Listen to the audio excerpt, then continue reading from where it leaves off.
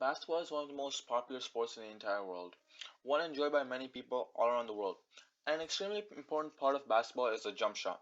Athletes will continuously tell you that to perfect their technique they spend hours in the gym training. But how do they do this? Today, Soham, and Ahmed are going to tell you the physics of the basketball jump shot. To start off, let's look at the shape that it forms in the air. That shape is known as a parabola. This parabola is extremely important because it determines your entire shot.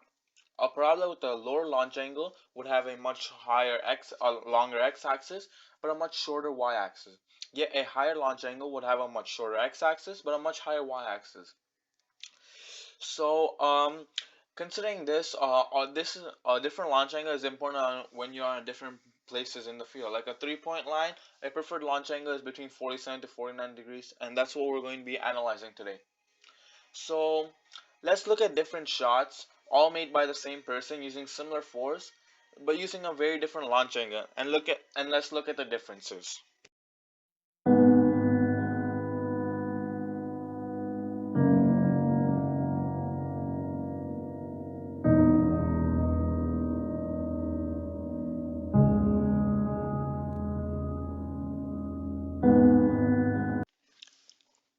Let's analyze a successful jump shot.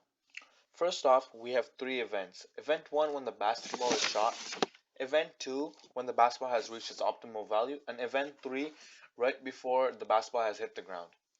In this diagram, we can see the launch angle of 48 degrees, an ideal angle for a three-pointer. We can see its velocity vectors, the hypotenuse, which is basically the way the ball is traveling. But in its velocity vectors, we can also see the y velocity and the x velocity. This is because they're actually moving at different speeds, and we can observe this in our graphs.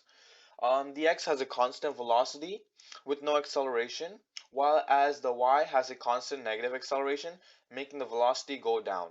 This is extremely important because in basketball we want the ball to be going very slow when it hits the rim, because when it goes extremely slow, even if it makes contact with the edge of the rim can absorb that energy and the basketball can still go in. Event 1 has an applied force by the person shooting the basketball and has a force of gravity by Earth. The system is just the basketball, and the F net for the F net is FA plus FG, and the applied force will be greater because causing the ball to accelerate forward. Event 2, the system is ball. The only force acting upon it is gravity, and the F net equation is just the force of gravity. Event 3 system is ball. The two forces acting upon it is normal force and the force of gravity. The normal force is from the ground, and the force of gravity is from the earth. And the F net equation will be Fn plus Fg, and it equals 0. When analyzing this air ball, we can relate to Newton's second law of net force equals mass times acceleration, because in this, the net force has remained the exact same because of the fact that the applied force that the player has used is still the same, and the force of gravity will always remain the same. But because of the fact that the mass of this basketball itself is higher than the mass of the other basketball, the acceleration decreases, causing the ball not to be able to go as far. And Eisenstein's first law of inertia, which basically states that an object at rest will want to stay at rest, an object in motion will want to stay in motion.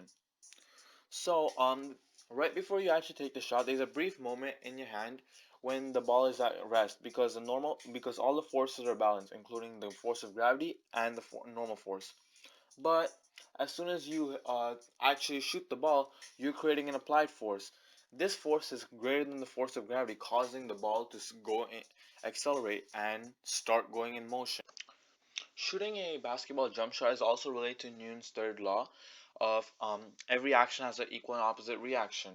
Because when a shooter is shooting the basketball, he exerts a force onto the ball, pushing it towards the basket. But the ball in return also exerts a force upon the shooter's hand. This is what causes the backspin on the ball.